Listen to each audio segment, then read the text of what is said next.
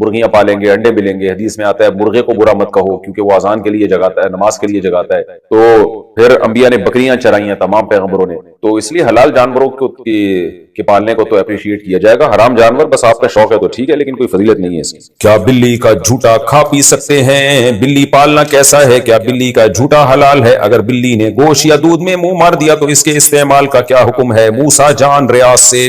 حدیث میں آتا ہے نبی صلی اللہ علیہ وسلم نے بلی کا جھوٹے کو پاک قرار دیا ہے اور اس کی وجہ یہ بیان کی فَإِنَّهَا مِنَ الطَّوَّافِينَ عَلَيْكُمْ، یہ تم پر بار بار چکر لگاتی ہے. یعنی گھریلو جانور ہے، اس سے بچنا بہت ممکن ہے. تو اس لیے فقہاء نے لکھا ہے کہ بلی کا جھوٹا پاک ہے، لیکن مکروہ بہرحال ہے. مکروہ اس لیے کہ درندوں کے جھوٹے ناپاک ہوتے ہیں، حرام جانوروں کا جھوٹا ناپاک ہوتا ہے.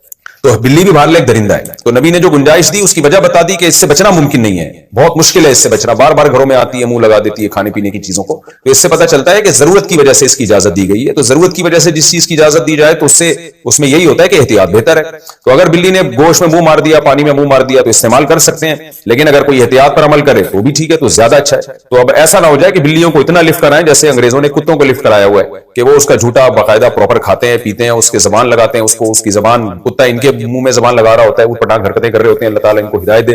تو کتے کا جھوٹا تو بالکل ہی ناپاک ہے. میرا مقصد بتانے کا یہ ہے کہ بلی کو پالیں آپ، لیکن اتنا لفٹ نہ کرائیں جتنا انگریزوں نے کتوں کو لفٹ کرایا ہوا ہے، کیونکہ ہے بہرحال درندہ. تھوڑا سا ریزرو رہیں اس سے، کھانے پینے کی چیزوں میں اس کو اپنے ساتھ شریک نہ کریں، فیملی ممبر نہ بنائیں آپ بلی کو. کیا بلی کا کاروبار حلال ہے؟ کیا بلیوں کا کاروبار کرنا جائز ہوگا؟ اگر ہم بلیاں پالیں اور بعد میں اسے بیچیں تو کیا یہ جائز ہے؟ عظما صاحبہ ممبئی سے. دیکھیے جائز تو ہے مگر مکروہ ناپسندیدہ ہے. نبی صلی اللہ علیہ وسلم نے بلی کے جو اجرت ہے، یعنی بلی کو آپ فروخت کر کے جو اس کا ثمن حاصل ہوتا ہے، اس کو آپ صلی اللہ علیہ وسلم نے اس کو ناجائز قرار دیا. تو جمہور علماء وہاں جو کہتے ہیں کہ آپ صلی اللہ علیہ وسلم نے اس کو پسند نہیں کیا، اس سے مراد کراہت تنزیہی ہے، یعنی حرام. بعض علماء تو حرام ہونے کے قائل ہیں، لیکن جمہور علماء کہتے ہیں کہ وہاں مراد جو نبی نے منع کیا ہے، یعنی بلی کے جو قیمت ہے اس کو کھانے سے، تو یہ ممانعت حرام کے درجے میں نہیں ہے بلکہ کراہت تنزیہہ کے درجے میں، دوسرے دلائل کی روشنی میں. اس کی وجہ ہے کہ بلی کا جھوٹا حلال ہے، جھوٹا پاک ہے بلی کا، تو وہ ناپاک جانور نہیں ہے، اس لیے اس کے ناجائز ہونے کی اور کوئی وجہ نہیں ہے. البتہ اس حدیث کی روشنی میں بعض علماء کہتے ہیں کہ حرام ہے، لیکن جمہور علماء کہتے ہیں کہ مکروہ تنزیہی ہے. مکروہ تنزیہی کا مطلب ہوتا ہے اوائڈ کرنا، بچنا بہتر ہے. تو مشورہ میرا یہ ہے کہ اگر آپ نے کوئی بلی بیچ دی ہے تو اس کی قیمت اگر آ گئی ہے تو ٹھیک ہے، لیکن آئندہ بہتر یہ کہ اس کو کاروبار آپ نہ بنائیں. حرام میں نہیں کہہ رہا، قول میں وہی کر رہا ہوں جو جمہور کا قول ہے کہ حرام نہیں ہے، مکروہ تنزیہی ہے، لیکن بہتر یہ ہے کہ آپ اس سے اجتناب کریں.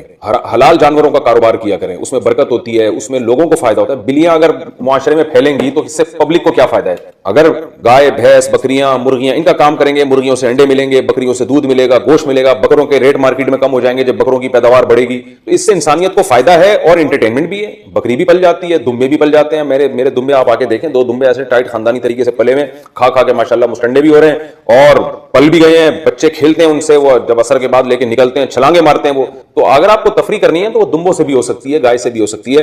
گائے کا بچہ کتنا خوبصورت ہوتا ہے ایسا، اور بھینس کا بچہ ایک نمبر کا سست ہوتا ہے. میں اکثر لطیفہ سناتا ہوں نا، بھینس کا بچہ ایسے کھیلتا ہے، بس اس کا کھیل یہی ہے، کان بیٹھ کے ہلاتا رہے گا، اس سے بھی مزہ آتا ہے. اور گائے کا بچہ ذرا اچھل کودتا ہے، بکری کا بچہ اور اچھل کود مچاتا ہے، ایسا خوش ہوتا ہے جب آپ اس کو اس کے پنجرے سے باہر نکالیں نا، ایسی چھلانگے مارتا ہے. تو حلال جانور پالیں. یہ کتے بلی جو ہے نا، یہ مناسب نہیں ہے پالنا. یعنی کاروبار کرنا، پل جائے بلی تو ٹھیک ہے، کوئی ممانعت نہیں ہے، لیکن یہ کہ کاروبار ہی اگر کرنا ہے تو ان چیزوں کا کریں جن کے گوشت میں، جن کے انڈوں میں، جن کے دودھ میں اللہ نے برکت رکھی. آپ صلی اللہ علیہ وسلم نے فرمایا مرغے کو برا مت کہو، لا تسبوا الدیک فانه یؤذن للصلاۃ، وہ اذان کے لیے جگاتا ہے، وہ نماز کے لیے جگاتا ہے تم. تو یہ برکت والے جانور ہیں، حلال جانور جو ہیں ان کو رکھنا چاہیے. شوقیہ کتا پالنا کیسا ہے؟ مجھے کتا رکھنے کا شوق ہے، کیا کتا پالنا جائز ہے؟ ملک احسان. بالکل حرام ہے، ناجائز ہے. شوقیہ نہیں پال سکتے کتا. آپ صرف شکار کی نیت سے پال سکتے ہیں یا حفاظت کے لیے، جیسے پیرٹس پالے ہوئے ہوتے ہیں لوگوں نے چھتوں پہ، حفاظت کے لیے کتا رکھنا پڑتا ہے ان کو، یا کوئی اور مسئلہ ہے، کوئی چوکیداری. شوقیہ بہرحال پالنا حرام ہے، مسلمانوں کے ہاں کبھی بھی یہ کلچر نہیں رہا. نبی صلی اللہ علیہ وسلم نے فرمایا جس نے کتا پالا روزانہ اس کے اجر میں 1 قرات کم ہوگا. 1 قرات کہتے ہیں پہاڑ کے برابر. جتنی نیکی ہے نا آپ کی، وہ کتا پالنا آپ کی نیکیوں کو کھاتا رہے گا. جو آپ نے صدقہ خیرات نمازیں پڑھی ہیں وہ ساری مائنس ہوتی رہیں گی ڈیلی بیسس کی بیس پہ. اس لیے کتا کبھی نہ پالیں. اور حرام جانور پالنے کی بھی شریعت میں ترغیب نہیں ہے. حلال جانور پالیں آپ. حرام میں بلی پالنا یہ جائز ہے لیکن ترغیبی عمل نہیں ہے. حلال جانور پالیں، اس میں برکت بھی ہے، پیغمبروں کی سنت بھی ہے، اور اس سے قوم کو بھی فائدہ ہوتا ہے، گوشت کھانے کو ملتا ہے، پروڈکٹ بڑھتی ہے حلال چیزوں کی. تو اس لیے پالیں، ہرن پالیں آپ، مرغیاں پالیں، ایسی ایسی خوبصورت نسل کی مرغیاں مارکیٹ میں آ رہی ہیں، مور پالیں آپ، کتنا خوبصورت جانور ہے، ایسے اسٹائل سے گھومتا ہے، ہم نے پالے میں، آپ کبھی آئیں ہمارے یہاں دیکھیں، ایسے خراما خراما گھوم رہے ہوں گے ایسے خوبصورت اسٹائل میں. اور پھر مرغیاں میں انڈے چوزے، اتنا مزہ آتا ہے اس میں. بکریاں پالیں، اور اللہ بھلا کرے آپ کا، دمبے پالیں کجلے سرگودا کے، کتنے عرصے سے تلاش کر رہا ہوں، مل نہیں رہے. ایک صاحب نے رابطہ کیا، انشاءاللہ بھی لینے جاؤں گا میں. یہ اونچے اونچے خریدوں گا، فری پاکٹ کی بات نہیں کر رہا، اتنے اونچے اونچے کجلے، ان کے پیچھے گھی کے ڈبے لٹک رہے ہیں. اللہ تعالیٰ نے دمبے کے پیچھے اتنی خوبصورت چکی لٹکائی ہے. تو کبھی آپ اللہ کے مشورے پر تو عمل نہیں کر رہے، آپ میرے مشورے پر عمل کر کے کبھی وہ چکی بھی کھا کے دیکھیں. اللہ نے وہ چکی اس لیے تو لٹکائی ہے نا، یہ گھی کا ڈبہ، تاکہ جب یہ دمبا ذبح ہوگا تو اس کا گوشت اسی چکی میں پکا کے کھانا، اور یہ کوکنگ آئل میں نہ پکا دینا. لیکن آپ کیا کرتے ہیں، وہ چکی اٹھا کے پھینک دی، اس کا صابن بن رہا ہے، اور اس گوشت کو آپ کوکنگ آئل میں پکا کے اس کا بیڑا غرق کر رہے ہو. تو یہ دمبے کے پیچھے اتنی موٹی چربی اللہ نے لٹکائی ہے. دمبا ساری زندگی آپ کی ٹینشن میں اٹھاتا ہے کہ میں جب کٹوں گا تو یہی گھی کا ڈبہ ہے، اسی میں یہ گوشت پکا کے کھائے گا. تو کتنا مزہ آتا ہے. تو مجھے تو بتانے میں اتنا مزہ آ رہا ہے، آپ سوچو کھانے میں کتنا مزہ آتا ہوگا. اور اس سے آدمی کا پیٹ بھی صحیح رہتا ہے، طاقت بھی آتی ہے جسم میں، بیماریاں بھی نہیں ہوتی. کولیسٹرول کے جو مسائل ہیں نا، یہ ان کوکنگ آئل کی وجہ سے پیدا ہو رہے ہیں. تو تھوڑا سا ورزش کیا کریں، اور یہ دمبے شمبے چربی کھایا کریں جانوروں کی. گائے کی بھی چربی کھا سکتے ہیں، اس میں بھی بکرے کی بھی کھا سکتے ہیں. پالیں اور کھائیں، اور اس میں دل بھی بہلائیں ان جانوروں سے. حلال پالا کریں، حرام کی طرف نہ جائیں. ہمارے ابا نے گھر میں بہت ساری بلیاں پال رکھی ہیں. ہمیں بلیوں سے کوئی مسئلہ نہیں ہے، لیکن بلیوں کی وجہ سے گھر میں بہت زیادہ ناپاکی ہوتی رہتی ہے. ہمارے ابا ہمیں چھوڑنے کو تیار ہیں، لیکن بلیوں کو چھوڑنے کو بالکل تیار نہیں. ہم نے بہت برداشت کیا، لیکن نہ تو بلیاں مانتی ہیں نہ ابا مانتے. جب بھی ہم بلیوں کو کہیں جنگل میں چھوڑنے کا کہتے ہیں تو ہمارے ابا ہم پر چلانا شروع کر دیتے ہیں، اور کہتے ہیں کہ اگر بلیوں کو جنگل میں کچھ ہو گیا تو اس کا گناہ تم لوگوں پر ہوگا. بتائیے کیا واقعی ہمیں گناہ ہوگا؟ ہم ایک بلی کو تو ٹھیک سے پال سکتے ہیں، مگر ابا نے بلیوں کا پورا خاندان پال رکھا ہے. بتائیے ہم کیا کریں؟ ابا کو سمجھائیں محبت سے، میرا یہ کلپ بھی سنا دیں.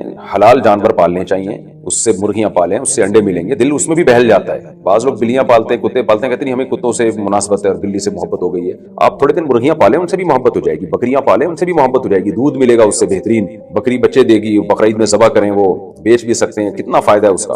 اور یہ جو حلال جانور ہیں نا، ان کے پیشاب اور لید اور گوبر اور مینگنیوں میں بیماریاں بھی نہیں ہیں. تو ان میں وہ بیماریاں نہیں ہیں جو حرام جانوروں کی گندگی میں بیماریاں ہیں. کتے کی گندگی ہے، یا کتے کا تو تھوک ناپاک ہے، اس میں تو بہت سخت جراثیم ہوتے ہیں. اور بلی کا جو ہے اس کی بھی جو گندگی وہ نکالتی ہے، اس میں بیماریاں ہیں. جبکہ یہ جو حلال جانور ہیں نا، ان کے گوبر میں اور ان کی پیشاب میں بیماریاں نہیں ہیں. وہ جرمز نہیں ہیں جو انسان کی صحت کے لیے نقصان دیں. یہ نہیں کہ آپ گھر میں گوبر رکھنا شروع کر دیں. میں ایک مثال دے رہا ہوں کہ اس کی صفائی بھی ضروری ہے، لیکن وہ اس سے وہ گندگی نہیں ہوتی. پھر اس سے آپ کو کتنی برکتیں ملتی ہیں اور ایک سکون ملتا ہے ان کو دیکھ کے.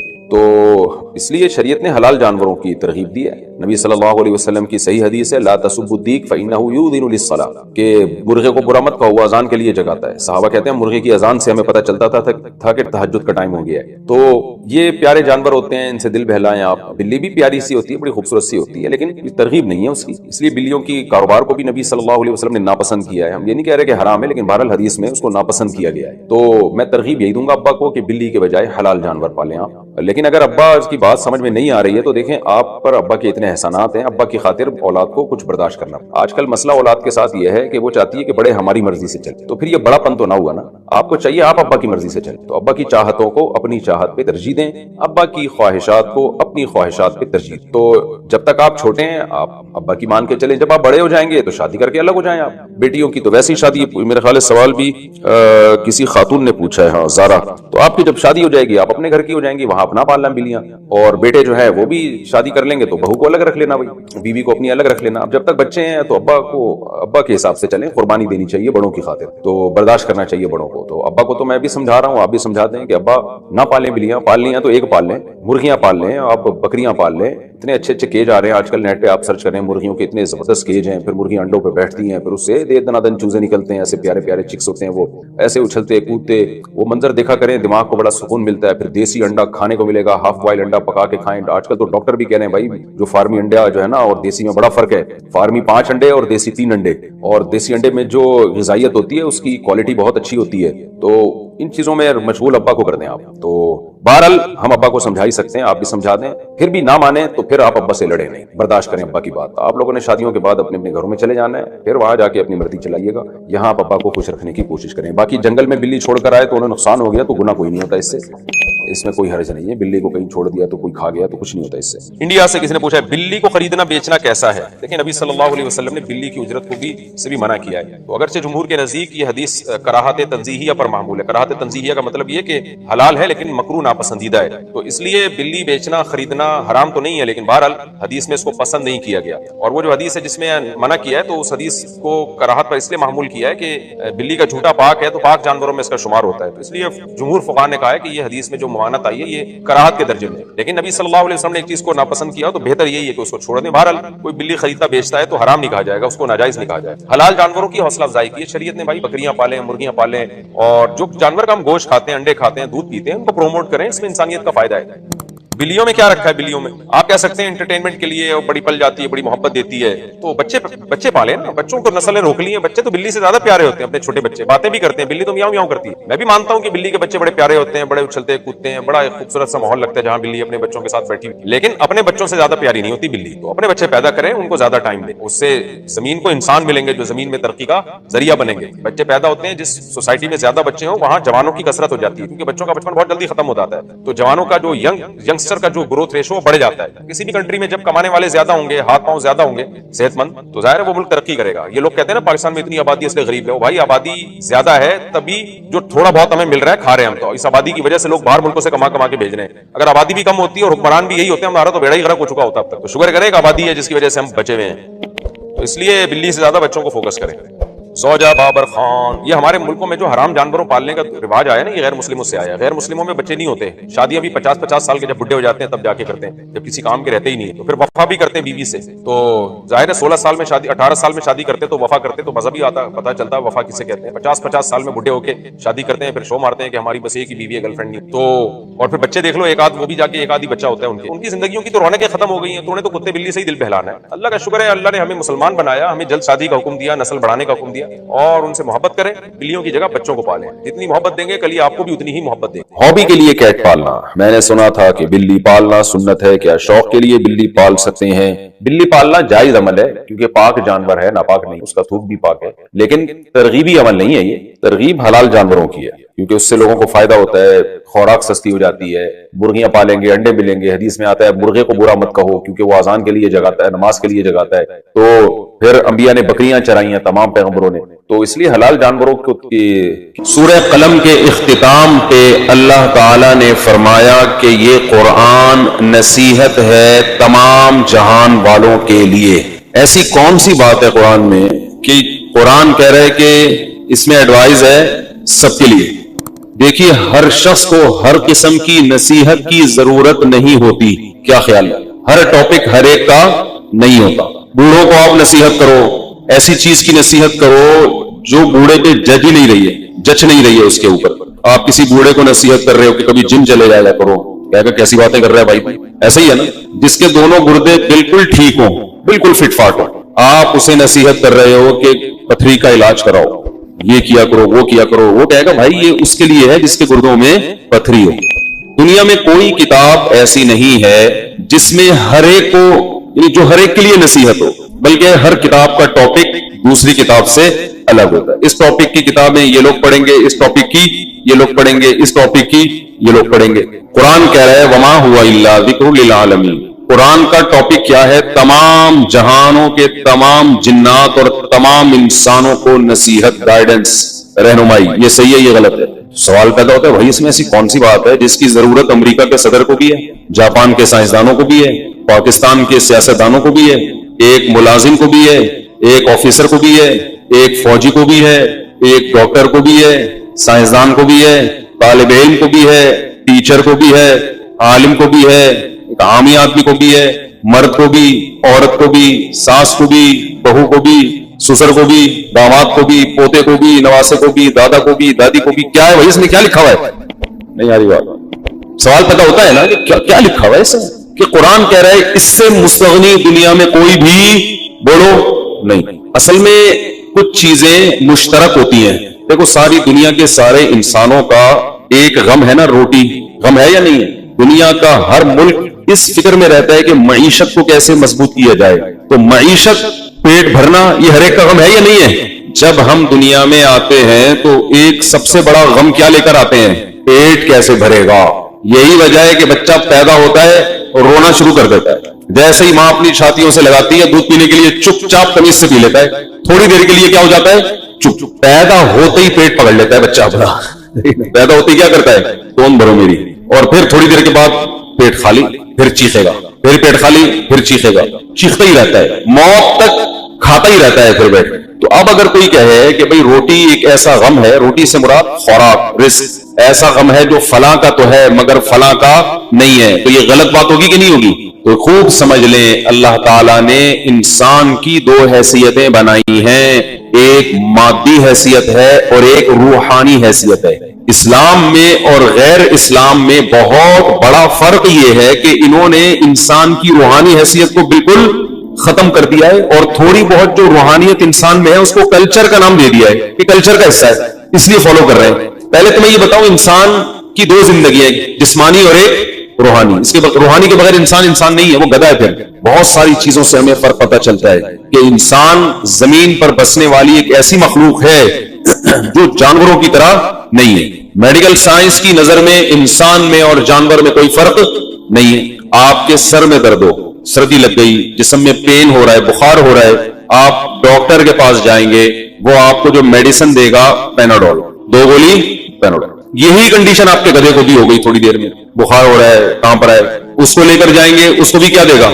بولو نا, پیناڈول. 2 کے بجائے 4 دے دے گا, 6 دے دے گا. ہم قربانی کے جانور لے کر آئے نا, 50 جانور تھے, تو ایک ملازم بھی ساتھ میں کہ بھائی تو ان کو سنبھال لینا. بہاولپور سے ہم لے کے یہاں اترے تو بڑی لمبی ڈرائیو ہے, جانور کھڑے کھڑے تھک جاتا ہے, تو اتارتے ہی اس نے مزدور نے کیا کیا کہ سارے بچڑوں کو, گایوں کو کاغذ میں گڑ رکھا اور 6 یا 5 پیناڈول, 5 6 پیناڈول بنا کے کاغذ سمیت اندر حلق میں ٹھوس دی سب کے. یہ کیا کر رہے ہو بھائی؟ انہوں نے کہا بھائی یہ آرام چاہیے ان کو, کھڑے کھڑے تھک گئے ہیں ورنہ بیمار ہو جائیں گے. 6 پیناڈول سب کے حلق میں اتار دی. بڑے آرام سے انجوائے کرتے رہے, تم ہلاتے رہے پوری رات, ریلیکس. اندازہ ہی نہیں تھا ان کو کہ ہمارے ساتھ ہوا کیا. تو مادی اعتبار سے انسان میں اور جانور میں کوئی فرق نہیں ہے, لیکن ہم دیکھتے ہیں انسان میں کچھ چیزیں جانوروں سے بہت زیادہ مختلف ہیں. انسان کو نہانا پڑتا ہے, اس کے بغیر یہ صاف ستھرا نہیں رہتا. جانوروں کو نہانا اتنا کم از کم ضروری نہیں ہے. کبھی کبھار آپ خرگوش کو دیکھ کے حیران ہو جاؤ, سرنگیں بناتا ہے اور مٹی پھینکتا رہتا ہے. وائٹ کلر کا خرگوش ہوگا, اتنی لمبی سرنگ بنائے گا, واپس نکلے گا, جھاڑے گا, بالکل ایسا ہی سفید نیٹ کلین جیسا گڈھا کھودنے سے پہلے. یہی کام آپ کسی انسان کے ذمہ لگا دیں کہ تو کھود, 1 گھنٹے میں اس کی جو حالت ہوتی ہے, آپ اس کو باقاعدہ سروس اسٹیشن بھیجتے ہیں, بھائی تیری سروس ہوگی, نہانے سے کام نہیں چلے. اتنا میلا, اتنا گندا ہو جاتا ہے. شیر گوشت کھاتا ہے, گوشت میں چڑیا مسواک نہیں کی, دانت صاف نہیں کیے, پھر بھی شیر کے دانت خراب, بولو نہیں. ہمارے 2 دن میں خراب ہو جاتے ہیں, الجھن ہونے لگتی ہے, بے چینی ہونے لگتی ہے, برش کرنا پڑتا ہے, مسواک کرنی پڑتی ہے. کبھی کسی جانور کو استنجا کرتے ہوئے دیکھا ہے بھائی؟ لیکن پھر بھی کوئی نہ بدبو آتی ہے ان کے جسم سے, نہ کوئی بیماری لگتی ہے ان کو اس بیس پہ. انسان اگر یہ کام نہ کرے, چلنا پھرنا عذاب بن جائے اس کا, اتنی بدبو, بیمار بھی ہو جائے گا. جانور بال نہیں کاٹتے ہیں, پھر بھی تمیز سے رہتے ہیں. انسان اگر چھوڑ دے, بعض سکھوں نے چھوڑا ہے نا, کیا حال ہو جاتا ہے. سے لگتا ہے جھاڑیوں میں آدمی بیٹھا ہوا ہے, اتنی جھاڑیاں ہیں اس میں بندہ چھپ کے دیکھ رہا ہے. یہ حالت انسان کی ہو جاتی ہے. اس کو تراش خراش کرنی پڑتی ہے, ناخن برابر کرنے پڑتے ہیں. یہ سب چیزیں اس کی علامت ہے کہ تہذیب